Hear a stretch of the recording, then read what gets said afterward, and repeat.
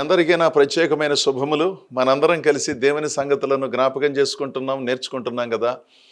నేను ఇంతకు ముందే చెప్పాను, నాకు అన్ని సంగతులు పూర్తిగా తెలియవని. నేర్చుకుంటూ నేర్పించే పద్ధతిని అనుసరిస్తున్నాను. కాకపోతే మన చుట్టూ ఉన్న పరిస్థితులను అర్థం చేసుకుని మనం ఇంకా భూమి మీదే ఉన్నామని, కాస్త మనం చెప్పుకునే సంగతులు అర్థవంతంగా ఉండాలని, ప్రజలందరూ అర్థం చేసుకుని తగిన రీతిలో స్పందించి దేవుని లేఖనాలను అనుసరించి దేవుడు ఆశించిన భక్తులుగా ఉండాలనే ఒక దర్శనంతో, ధ్యేయంతో, భారంతో ఈ సంగతులను నేను మీకు అందిస్తున్నాను. శ్రద్ధాసక్తులై వీటిని పరిశీలించండి. తద్వారా ఆధ్యాత్మిక ప్రగతిని మనం సాధించడం సాధ్యమవుతుంది కదా. భక్తుడైన పేతురు అద్భుతంగా ఆయా ప్రాంతాలలో చెదరిన విశ్వాసులను స్థిరపరచటానికి, వారి విశ్వాసమును పెంచటానికి, వారి జీవితాలలో నాణ్యమైన ఆలోచన విధానంలో జీవించటానికి ఉపకరించే కొన్ని మాటలు చెప్పాడు. 2 పేతురు పత్రిక 2వ అధ్యాయము 20వ వచనాన్ని చదువుతున్నాను.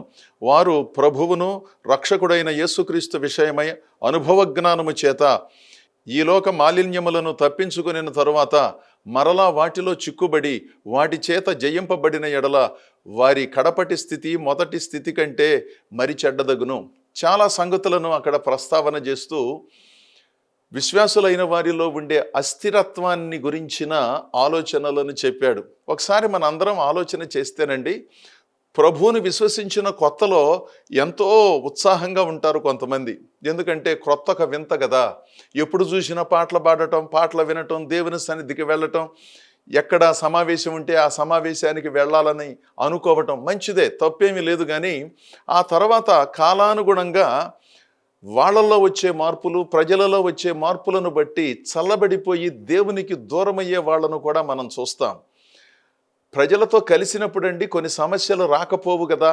మన కుటుంబంలో కూడా కొన్నిసార్లు వస్తాయి కదా. భార్యాభర్తల మధ్య భేదాభిప్రాయాలు సామాన్యంగా వస్తాయి. పిల్లలకు పెద్దలకు అలాంటి సమస్యలు వస్తాయి. తల్లిదండ్రులకు పిల్లలకు వస్తాయి. బంధువుల మధ్యలో వస్తాయి.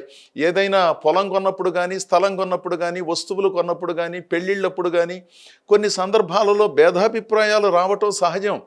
భేదాభిప్రాయాలు వచ్చినప్పుడు వాటిని గౌరవించి ఎక్కడ పొరపాటు ఉన్నదో వాటిని సవరించుకోవడం ప్రధానాంశం. కానీ భేదాభిప్రాయం వచ్చింది కదా అని ప్రతి మనిషి నుంచి మనిషి వేరుపడుతూ వెళ్ళాడు అనుకోండి, అతి కొద్ది రోజులలోనే ఒంటరిగా ఉంటాడు కదా.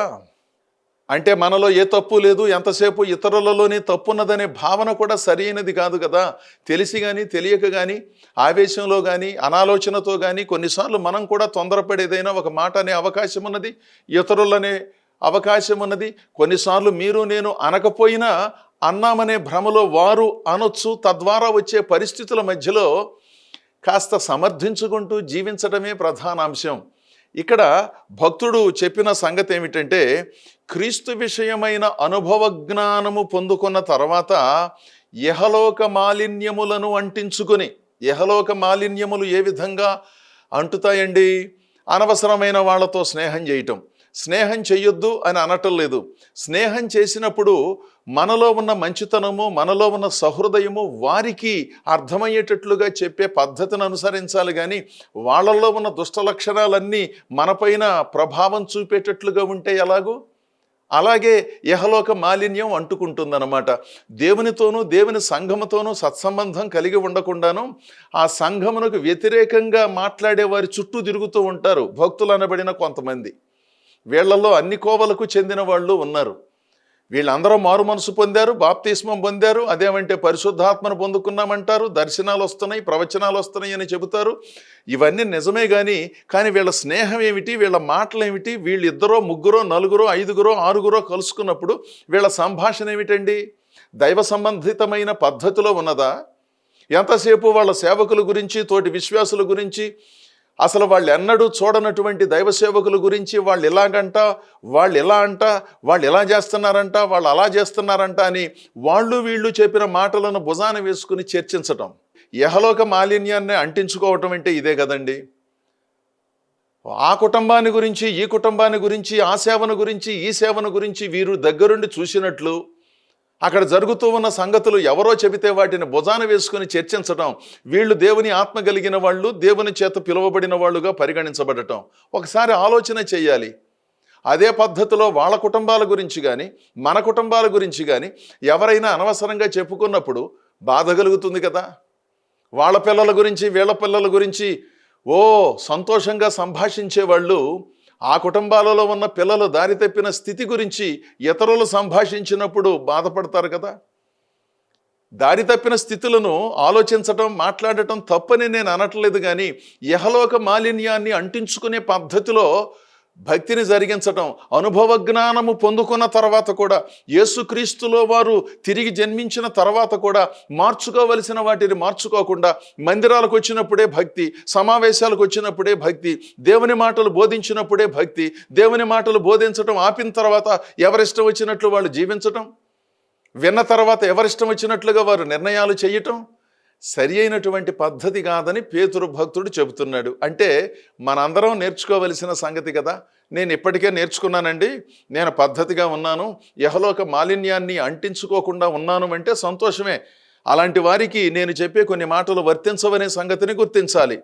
ఆ తర్వాత వాటిలో చిక్కుబడి జయింపబడిన ఎడల వారి కడపటి స్థితి మొదటి స్థితి కంటే మరి చెడ్డదగును. అంటే వారు ప్రభువుని విశ్వసించినప్పుడు ఒక రకంగా కొంతవరకు కొంతమేర దారిలో ఉన్నారు. ప్రభువుని విశ్వసించి బాప్తిస్మము పొంది సంఘములో చేర్చబడి కొంత అనుభవాన్ని సంపాదించిన తర్వాత ఇక మాకు అన్ని సంగతులు తెలుసు, ఎవరో మాకు చెప్పనక్కర్లేదు, అందరికీ మేమే చెబుతాం అన్నట్లుగా బయలుదేరి పొందిన అనుభవ జ్ఞానాన్ని ప్రక్కన పెట్టి దానిని మరో రీతిలో వినియోగించుకుంటూ ఇహలోక మాలిన్యాన్ని అంటించుకునే మాటలు పద్ధతులను కలిగి ఉండటం మొదటి స్థితి కంటే కడపటి స్థితి మరింత చెడ్డదిగా మార్చటానికి కారణమవుతుంది. అంటే వాళ్ళు పొందిన మారు మనస్సును పోగొట్టుకుంటారు. మారు మనసు పొందారు చాలామంది, అంటే మనసును మార్చుకున్నారు, యేసు ప్రభు దేవుడని విశ్వసించారు. చాలా దశాబ్దాల క్రితం జరిగింది అది. ఆ తర్వాత వచ్చిన కాలంలో పరిస్థితులు ఏమైనప్పటికీ కొంతమంది ఆ మారు మనస్సు అనుభవాన్ని కోల్పోయారు కదా. అందుకని వాళ్ళు ఎప్పుడూ మార్పు చెందినట్లుగా మాట్లాడరు, మార్పు చెందినట్లుగా ప్రార్థనా మందిరాలకు రారు, మార్పు చెందినట్లుగా దేవుని వాక్యాన్ని వినరు. అదో రకమైన భావనలోనే జీవితాలను కొనసాగిస్తూ ఉంటారు. మొదటి స్థితి కంటే కడపటి స్థితి మరింత దారుణం. ప్రభువుని నమ్ముకోకముందు కంటే నమ్ముకున్నామని చెప్పుకున్న కొంతమంది వ్యవహరించే ధోరణి చాలా విడ్డూరంగా ఉంటుంది కదా. ఆ సంగతినే పేతురు భక్తుడు ఆయా ప్రాంతాలలో చెదరిన విశ్వాసులను ఉద్దేశించి వ్రాస్తున్నాడు. ఈ కాలమందున్న మీకు నాకు కూడా ఈ సంగతులు ఎంతో అవసరమండి. మనందరం పరిశీలించుకోవటానికి ఇలాంటి లేఖనాలు ఉపయోగపడతాయి కదా. వీటిని సవరణ చేసుకోకుండా ఎంతసేపు దేవుడు నన్ను దీవించాలి, దేవుడు నాకు స్వస్థతనివ్వాలి, దేవుడు నన్ను గొప్ప చేయాలి, కనపడిన వాళ్ళందరికీ ప్రార్థన చేయండి అని చెప్పుకునే అలవాటు అయిపోయింది. కానీ అసలు మన స్థితి ఏమిటి, దేవునిలో ఎక్కడున్నామో, ఒకప్పుడు ఎలా ఉండేవాళ్ళం, ఇప్పుడు ఎలా ఉంటున్నామో, ఒకప్పుడు మనలో ఉన్న తీవ్రత ఏమైంది, ఒకప్పుడు మనలో ఉన్న ఆ మండే జ్వాల ఏమైంది, ఒకప్పుడు సంఘము పట్ల ఉన్న ఆసక్తి ఏమైంది, ఈ మధ్యకాలంలో ఎందుకు ఇలా మనం స్తబ్దతగా ఉండిపోయాము, కొన్ని సమస్యలు వస్తే వచ్చాయి, ఆ సమస్యలను మనం పరిష్కరించుకొని ముందుకు సాగాలనే ఆలోచన లేకుండాను అదో రకమైన నిద్రాణమైన స్థితిలో ఉన్నటువంటి వాళ్ళు కొంతమంది ఉన్నారు కదా. వాళ్ళు తిరిగి పునరుద్ధరించబడటం ఎంతో ఎంతో ప్రాముఖ్యమండి. ఈ సంగతులను మనందరం ఆలోచన చేసి చక్కని నిర్ణయం చేసుకోవాలి. కుటుంబాలలో సమస్యలు వస్తున్నాయి, ఉద్యోగాలలో సమస్యలు వస్తున్నాయి, వ్యాపారాలలో సమస్యలు వస్తున్నాయి, వాటిని పరిష్కరించుకుంటున్నాం. పెద్ద మనుషులు వచ్చి మనతో చెబుతున్నారు, మనకు చెప్పాల్సినవి మనకి, వాళ్ళకు చెప్పవలసినవి వాళ్ళకి చెబుతున్నారు. చక్కగా సమాధానం స్థాపించబడుతోంది. మరి సంఘములలో ఎందుకు సమాధానం స్థాపించబడటం లేదు? అన్ని సంఘాలు కాదు, కొన్ని సంఘాలలో రకరకాలైన గుంపులుగా ఎందుకు మారిపోయారు? ఈ సంగతిని ఆలోచన చేసి మనము మొదటి స్థితి కంటే కడపటి స్థితిని మరింత మెరుగుపరుచుకోవలసిన వాళ్ళమై ఉండగా దానికి విరుద్ధమైనటువంటి పద్ధతులను అనుసరించే ధోరణి కూడా సరి అయినది కాదు అని చెప్పాడు. వ్యక్తిగతంగాను సంఘపరంగాను సంస్థలను నడిపించే క్రమములోనూ ఇలాంటి వాటిని ఆలోచన చేసి సరి అయిన దైవిక నిర్ణయం జరిగింపవలసిన అవసరత ఉన్నది కదా.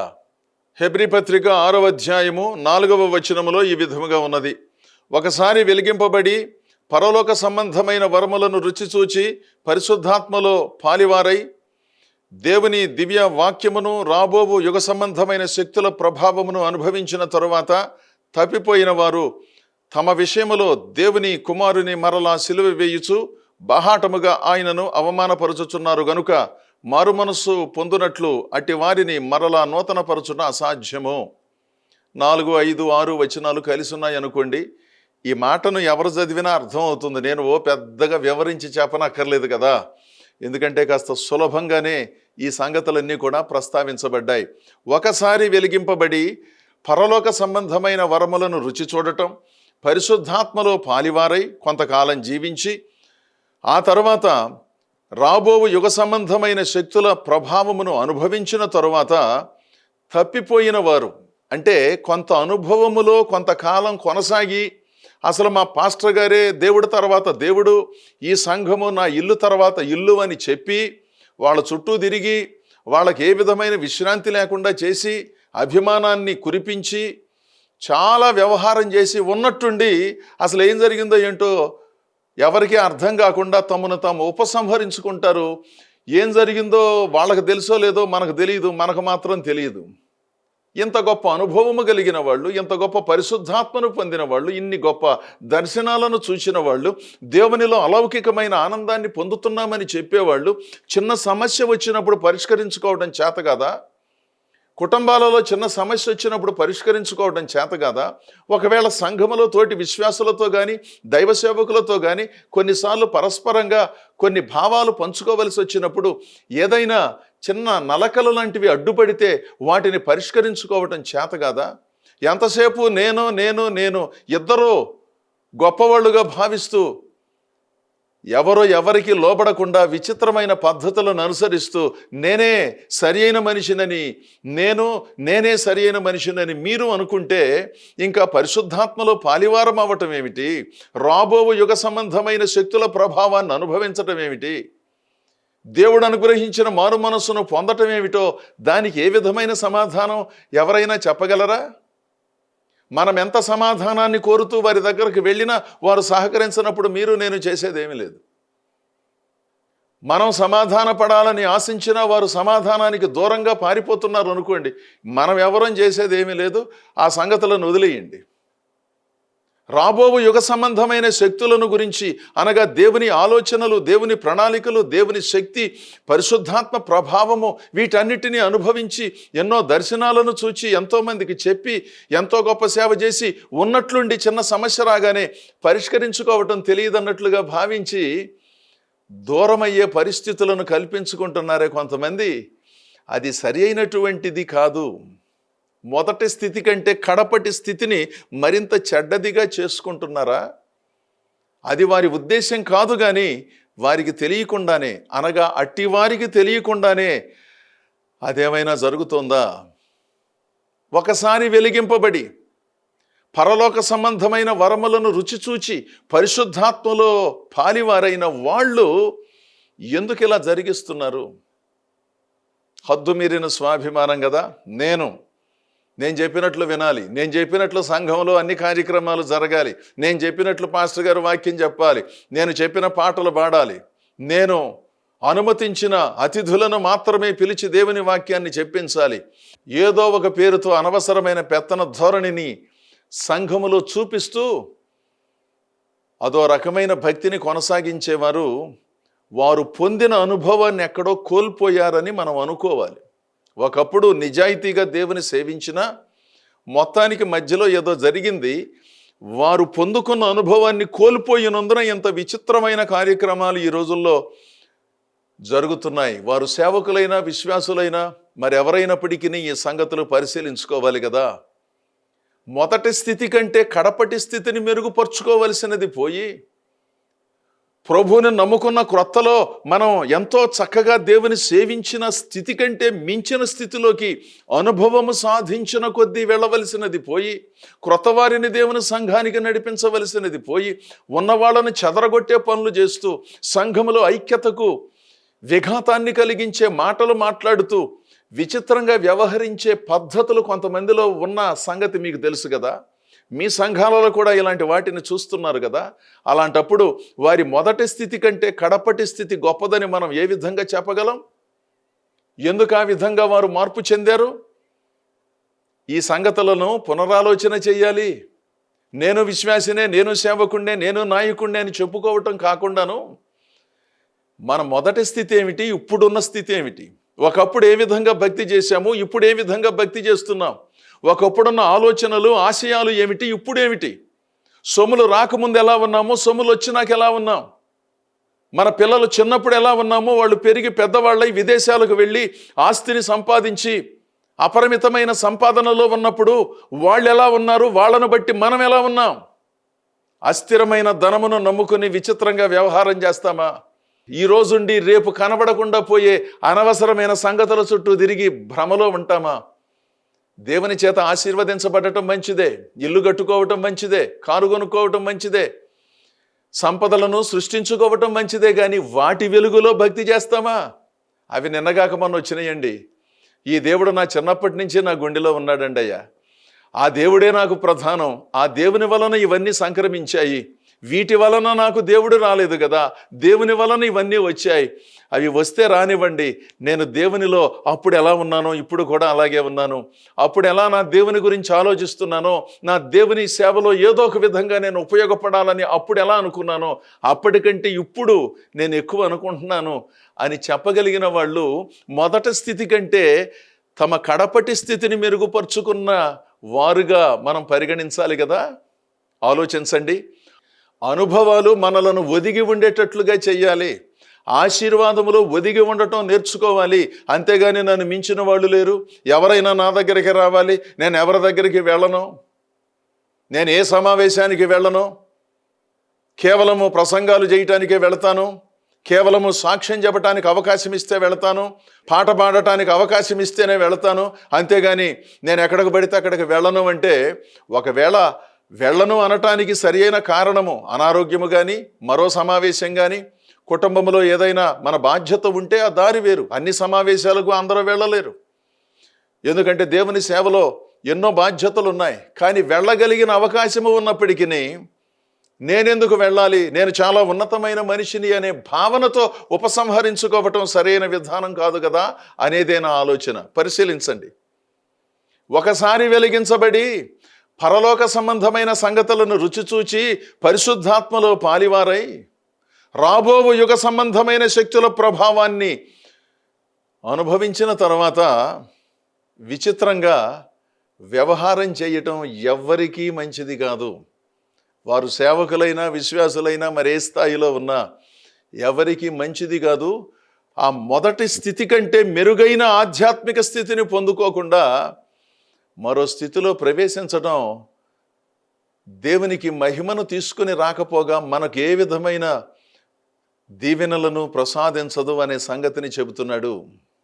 హెబ్రీ పత్రిక 10వ అధ్యాయము 26వ వచనం. మనము సత్యమును గూర్చి అనుభవ జ్ఞానము పొందిన తరువాత బుద్ధిపూర్వకముగా పాపము చేసిన ఎడల ఆ పాపమునకు బలి ఇకను ఉండదు. ఇదే భక్తుడు చెబుతున్నాడు కదా. సత్యమును గూర్చి అనుభవ జ్ఞానం పొందిన తర్వాత బుద్ధిపూర్వకంగా తప్పు చేయటానికి వీల్లేదు. యేసు ప్రభువుని విశ్వసించిన తరువాత ఏది సత్యమో ఏది అసత్యమో, ఏది పద్ధతో ఏది పద్ధతి కాదో తెలిసింది కదా. మరి కొంతకాలం భక్తి చేసిన తర్వాత, కొంతకాలం సేవ చేసిన తర్వాత కొన్ని ప్రలోభాలకు లొంగిపోయి విచిత్రమైన ధోరణిని అవలంబించటం ఏ విధంగానూ మంచిది కాదని, సరి అయినది కాదనే భావనను వ్యక్తం చేస్తున్నాడు. అలాంటి వారిని తిరిగి పునరుద్ధరించటం కష్టం అంటున్నాడు. ఎందుకంటే బుద్ధిపూర్వకంగా వాళ్ళు చేస్తున్నారు కదా. బుద్ధిని సవరించుకోవలసినది పోయి కావాలని నిర్ణయించుకొని నేను ఇలాగే చేస్తాను, నన్ను ఎవరు అడుగుతారు, ఎందుకంటే వారికి కాస్త ఆర్థిక బలం ఉన్నది, హంగు ఆర్భాటాలు ఉన్నాయి కనుక ఎవరో తమను ప్రశ్నించరు గనక ఏం చేసినా సరి అయినదనే భావనలో ఉన్నప్పుడు వాళ్ళను సరిచేయటం కూడా కష్టం కదా. అంటే మొదటి స్థితి బాగానే ఉంది, కడపటి స్థితి కొంతమందిలో దెబ్బతిన్నది. మొదటి స్థితి కంటే కడపటి స్థితి ఉన్నతంగా పునరుద్ధరించబడవలసినది పోయి అనుభవాల పేరుతో, ఆర్థిక దీవెనల పేరుతో, మాకు గొప్ప పలుకుబడి ఉన్నదనే పేరుతో మౌలికమైన దైవ సూత్రాలను వదిలి అదో రకమైన ప్రపంచంలో జీవిస్తూ ఉన్నారు. అలాంటి వారు నూతనపరచబడటం అనేది ఎంతో ప్రాముఖ్యం. భక్తుడైన దావీదు జీవితంలో ఓ విశేషమైన సంగతి కనపడుతుందండి. తన జీవితంలో పొరపాటు జరిగినప్పుడు ఆ పొరపాటును దిద్దుకునే సమయంలో అతడు తన స్థితిని ఏ విధంగా మెరుగుపరుచుకున్నాడో నిజంగా ఆశ్చర్యాన్నే కలిగిస్తుంది. 51వ కీర్తన 10వ చరణములో ఈ విధముగా ఉన్నది. దేవా, నా యందు శుద్ధ హృదయము కలగజేయుము, నా అంతరంగములో స్థిరమైన మనస్సును నూతనముగా పుట్టించుము. తన జీవితంలో పొరపాటు జరిగింది, చేయకూడని పొరపాటు ఒకటి చేశాడు. ఆ విషయములో దేవుని సేవకుడైన నాతాను చేత హెచ్చరింపబడి వెంటనే దానిని గుర్తించి సమర్థించుకోకుండాను, నేను రాజును కదా, నేనేమైనా చేస్తాను, మీరు సేవకులు కదా, మీరు ఎందుకు చెబుతున్నారు నా దగ్గరకు వచ్చి? రాజులతో ఈ విధంగా మాట్లాడటం ఏ విధంగానూ క్షేమము కాదు అని హెచ్చరించకుండా దేవుని సేవకుడైన నాతాను నేరుగా దావీదు లోపాన్ని చూపించినప్పుడు బేషరతుగా అంగీకరించి, అవునండి నాతాను గారు, నాకు నా లోపాన్ని చూపించి నన్ను సరిచేసినందుకు వందనాలని చెప్పిన మహా గొప్ప దైవజనుడండి దావీదు. వీళ్ళండి దేవుని ఆత్మ కలిగిన వాళ్ళు. తప్పు చేసినా, తప్పు జరిగిందని తెలిసినా, ఎవరైనా పెద్దలు చెప్పినా, తల్లిదండ్రులు చెప్పినా, గురువులు చెప్పినా, దైవ సేవకులు చెప్పినా సమర్థించుకుంటూ వాళ్ళ పైన తిరుగుబాటు చేసే భక్తులు అనబడిన వాళ్ళు ఉన్నారే, వాళ్ళల్లో ఉన్న మారు మనస్సును పరిశీలించుకోవాలి. మారు మనసు పొందాము, దేవుని అనుభవాలు ఉన్నాయి, దేవుడు నేరుగా మాట్లాడుతున్నాడంటూ చెప్పుకునే వాళ్ళు కాస్త కృపాసహితంగా ఇది తప్పండి, ఇలా చేయకూడదండి, ఇలా మాట్లాడకూడదండి, ఇది సంఘం అండి, దయచేసి ఇలాంటి పనులు చేస్తే సంఘములో విఘాతం కలుగుతుందని దైవ సేవకులు ఎంతో వినయంతో చెబితే వాళ్ళ మీద తిరుగుబాటు చేసి నాతో చెబుతారా, నన్నంటారా అని వేరే సంఘం పెట్టేవాళ్ళు, వేరే సంఘాలకు వెళ్ళే భక్తులు అనబడిన వాళ్ళు ఉన్నారు కదా. దావీదు భక్తుడు ఒక దేశాన్ని పాలించే మహా గొప్ప రాజు, ఆ మనుష్యుడవు నీవే అని సూటిగా స్పష్టంగా చెప్పినప్పుడు, అవునండి అయ్యా, ఆ మనుష్యుడను నేనే అని తన తప్పును ఒప్పుకొని దేవుని సన్నిధిలో కూర్చుని ప్రార్థన చేస్తూ తన స్థితిని మెరుగుపరుచుకుంటున్నాడు. దేవునికి స్తోత్రం. ఇక్కడ చెప్పబడిన మాట అద్భుతంగా ఉన్నది కదా. దేవా, నా యందు శుద్ధ హృదయము కలగచేయుము, నా అంతరంగములో స్థిరమైన మనస్సును పుట్టించు నాయన. చంచలమైన మనస్సు వలన నేను నీకు విరోధంగా తప్పు చేశాను. ఇంకొకసారి నా జీవితంలో అలాంటి పొరపాటు చేయకుండా నన్ను నేను కట్టుకుంటాను అని తన స్థితిని మెరుగుపరుచుకున్న విధం చూడండి ఒకసారి. మీరు నేను ఈ సంగతులను పరిశీలన చేసుకోవలసిన అవసరత ఉన్నదండి. దావీదు రాజు మహారాజుగా కొనియాడబడ్డాడు. కవి, గాయకుడు, పండితుడు, సంగీతకారుడు, యుద్ధశూరుడు, అద్భుతమైన వర్చస్సు కలిగినవాడు. అయితే ఆయనలో ఉన్న గుణ సౌందర్యం ఎంత గొప్పదో కదా. భౌతిక సౌందర్యంతో పాటు ఆయనలో ఉన్న గుణ సౌందర్యం ఉన్నది చూశారా, ప్రపంచానికి ఆదర్శంగా నిలిచినది. భౌతిక సౌందర్యాన్ని పెంచుకోవటానికి మనందరం ప్రయత్నం చేస్తున్నాం. గుణ సౌందర్యం ఎలా వస్తుందో తెలుసా? ఆ గుణము సరిచేయబడాలి. ఆ గుణ సౌందర్యంతో అద్భుతంగా స్పందించి, అవును నాతాను గారు, మీరు చెప్పినట్లుగా ఆ మనిషిని నేను దేవుని సన్నిధిలో సరిచేసుకుంటాను, భోజనం చేసి మా మర్యాదలు స్వీకరించి వెళ్ళండి అని చెప్పినట్లుగా ఉన్నది కదా. దేవుని ప్రజలారా, సంఘములో ఉన్న నాయకత్వాన్ని గౌరవించండి, గుర్తించండి. మనకున్న సొమ్ములను బట్టి, అధికార హోదాను బట్టి నేనేం చేసినా సరిపోతుంది, నాకెవరో చెప్పకూడదు అనే పరిస్థితుల నుంచి బయటకు వచ్చి దేవునిగా సేవించి మొదట స్థితి కంటే కడపటి స్థితిని మెరుగు చేసుకుంటూ, దావీదు వలె పునరుద్ధరించుకుంటూ మన జీవితాలను కొనసాగించిన రోజున మనము, మన కుటుంబాలు దేవునిలో అద్భుతంగా వర్ధిల్లుతూ ముందుకు సాగుతాయి. అలాంటి దీవెనలు మనందరం పొందుకునేటట్లు ఆ దేవుడే మనకు సహాయము చేయునుగాక. ఆమేన్.